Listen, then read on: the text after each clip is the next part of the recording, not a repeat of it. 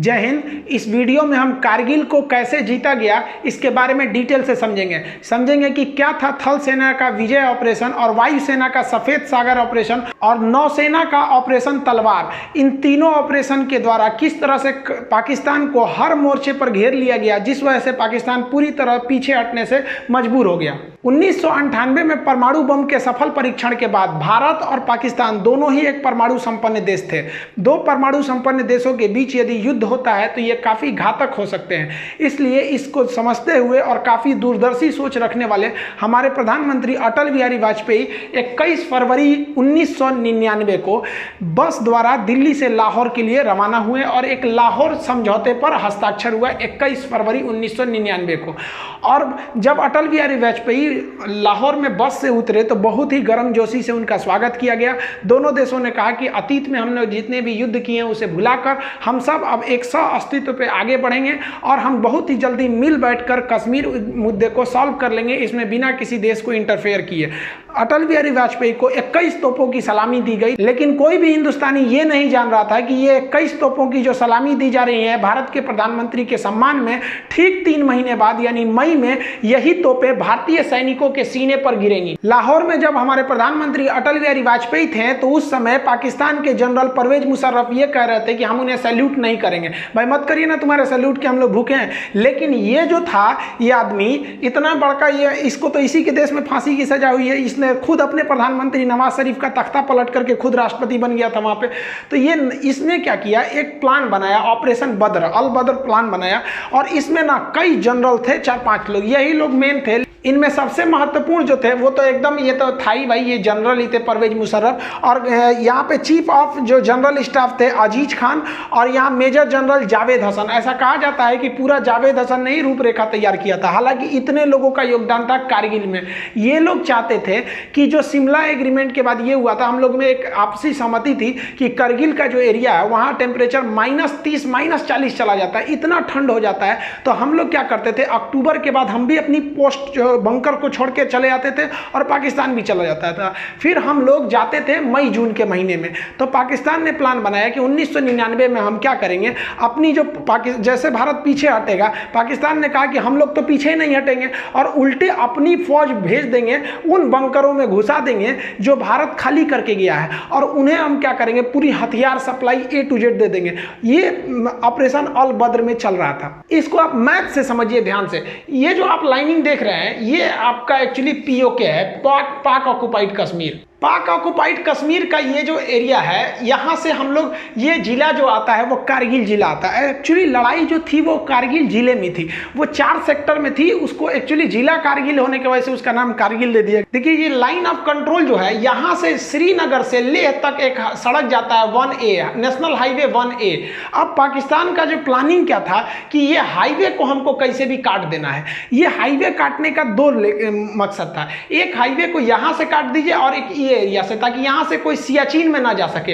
अगर सियाचिन का highway cut जाएगा तो सियाचिन भारत के हाथ से निकल जाएगा, क्योंकि वहां डायरेक्ट पहुंच नहीं है। अब बीच में इतने पहाड़ हैं कि नॉर्मल सड़क बना ही ना जा सकती है। तो इसलिए ऑपरेशन अल बद्र के द्वारा मुशर्रफ ये सोचे कि हम ये हाईवे को काट देंगे तो पाकिस्तान, भारत बैकफुट पे आ जाएगा। और रियली भी थी। जैसे आप यहां देखेंगे ये डॉटेड लाइन हमारी LAC है, ये लाइन ऑफ कंट्रोल है। अब ये जो सड़क जा रही है ये सड़क है हमारी श्रीनगर से लेह तक। अब यहां कारगिल देखिए ये लाइन ऑफ कंट्रोल के बहुत ही करीब है। इनकी प्लानिंग क्या थी, ये लोग 4 जगह से भारत में घुस गए। देखिए करगिल जो बोलते हैं, करगिल की लड़ाई, करगिल जिला था, उसमें 4 जगह थे। जैसे आपके जिला में कैसे ब्लॉक या तहसील होते हैं, कई सारे होते हैं, तालुका टाइप का, उसे ही था करगिल जिला। इसमें 4 महत्वपूर्ण सब डिवीजन में लड़ाई चल रही थी। ये क्या किया, ये 4 जगह से घुसपैठ कर दिया। यहाँ पर 4 एरिया से घुसपैठ किया। सबसे पहला जो एरिया था मस्कोक एरिया था, ये मस्कोक एरिया में घुसपैठ कर दिया। उसके बाद जो एरिया था वो द्रास का एरिया था। सबसे भीषण जो लड़ाई हुई थी वो द्रास में हुई थी। इसी में तोलोलिंग, टाइगर हिल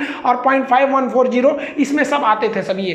तो ये वाला एरिया हो गया द्रास और इसके बाद ये वाला एरिया हो गया काक्सर। काक्सर का एरिया जो था वो एक्चुअली बैकअप के लिए इन लोगों ने यूज किया था। और काक्सर के बाद ये बटालिक एरिया, बटालिक सबसे लास्ट में था। अब आप बताइए बटालिक क्यों किया गया था? क्योंकि बटालिक पे अगर कब्जा हो जाएगा तो हम सियाचिन नहीं जा पाएंगे।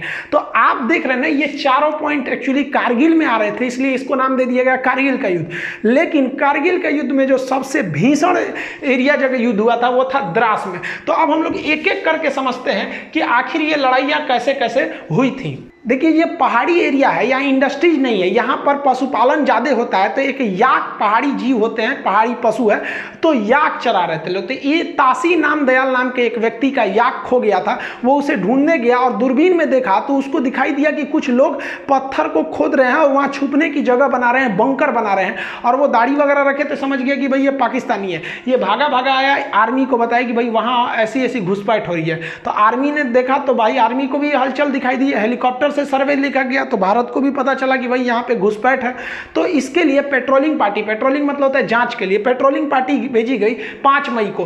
5 मई को भेजा गया पेट्रोलिंग पार्टी में 4 से 5 जवानों को वहां पर घुसपैठी। चारों से एक्चुअली पहाड़ पे आप चढ़ रहे होते हैं, वहां पहले से वो छुप के बैठे होते हैं, तो वो आराम से आपके ऊपर शूट कर सकते हैं। हमारे सैनिकों को उन लोगों ने मार दिया, हमारे सैनिक शहीद हो गए। इसके बाद जो हुआ वो एकदम भयानक हो गया। ये 9 मई को सीधा हमारा कारगिल के जिला पर, अब जैसे कारगिल का कई एरिया है, जैसे मस्कोक है, द्रास है, बटालिक है, काक्सर है, तो ये 4-5 अलग है, छोटे छोटे डिवीजन है, लेकिन एकदम मेन जिला पे ही कारगिल जिला में आके पाकिस्तानी आर्मी का एक तोप का गोला गिरा और भारत का जो एमुनेशन डिपो था जहां गोला बारूद रखा था पूरा वही उड़ा दिया और एक झटके में भारत को 127 करोड़ का लॉस हो गया। इन सब के होने के बाद भारत को लग रहा था कि ये मामूली घुसपैठी आतंकवादी हैं, लेकिन धीरे धीरे पूरी तरह से साफ होने लगा कि ये आतंकवादी नहीं है। इन आतंकवादियों के पीछे पाकिस्तानी पिल्ले बैठे हुए हैं, उनकी नॉर्दर्न लाइट इन्फेंट्री के जवान बैठे थे। उनके अंदर इतना तो कलेजा नहीं है कि सामने सामने लड़े। अरे साले, मर्द की औलाद हो तो सीधा बोले रहते ना कि मत लौटो। हम लोग जब लौट गए थे ठंड में तो तुम आके वहां बैठ गए थे, उसके बाद वीर बन रहे हो। देखिए एक्चुअली क्या होता है कि जब आप हमला करने जाते हैं तो माना जाता है कि आपकी फौज 3 गुनी होनी चाहिए क्योंकि दुश्मन पहले से बैठा है। लेकिन पहाड़ी लड़ाई में ऐसा माना जाता है कि नहीं, आपको 9 गुना लॉस होगा। एक तो आप चढ़ेंगे, आपको चढ़ाई में दौड़ नहीं सकते हैं खाली मैदान की तरह, और वो आराम से बैठा हुआ है पहाड़ में, हल्का सा एक मौका कर लेगा, बंदूक निकाल लेगा, आपको दिखेगा नहीं कहां से गोली आ रही है। अब भारत के सामने यही बड़ी समस्या थी, कैसे कैसे हमला किया जाएगा। तो ये टोटल का एरिया देखिए कारगिल है, तो इसमें हम लोग जो देख रहे थे ये वाला एरिया जो है ये मस्कोक है, इसके बाद ये द्रास है। तो मेन जो झमेला था वही वो द्रास में था, क्योंकि द्रास जो है हाईवे के एकदम करीब में भी करीब का एरिया था और यहाँ की जो पहाड़ियाँ थी वो काफ़ी ऊंची थी, जिससे कि नेशनल हाईवे नंबर 1 पर कौन जा रहा है आराम से देखा जा सकता था। पाकिस्तान इतना डोमिनेंस कर लिया था कि नेशनल हाईवे नंबर 1 पर आप एक स्कूटर नहीं ले जा सकते थे बिना उनके हिसाब से, क्योंकि वो आराम से गोली मार सकते थे, सर पे गोली मारते थे एकदम टिप के वो सब। तो भारत को यहाँ पे बहुत बड़ा डिसएडवांटेज था, ये भारत की इंटेलिजेंस फेलियर थी, ये पूरी तरह से आके इन पहाड़ियों पर बैठ गए। अब ये जो आपका द्रास का एरिया दिख रहा है, ये भले इतना छोटा यहाँ दिख रहा है, अब ये देखिए पूरा का पूरा एरिया द्रास है।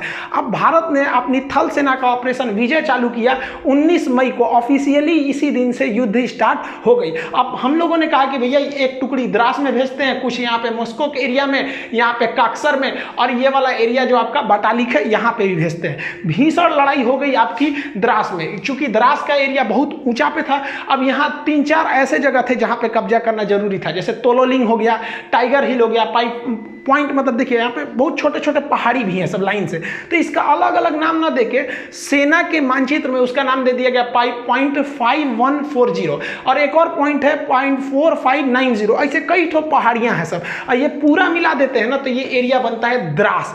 अब इस द्रास के एरिया में युद्ध करना बड़ी भयानक था।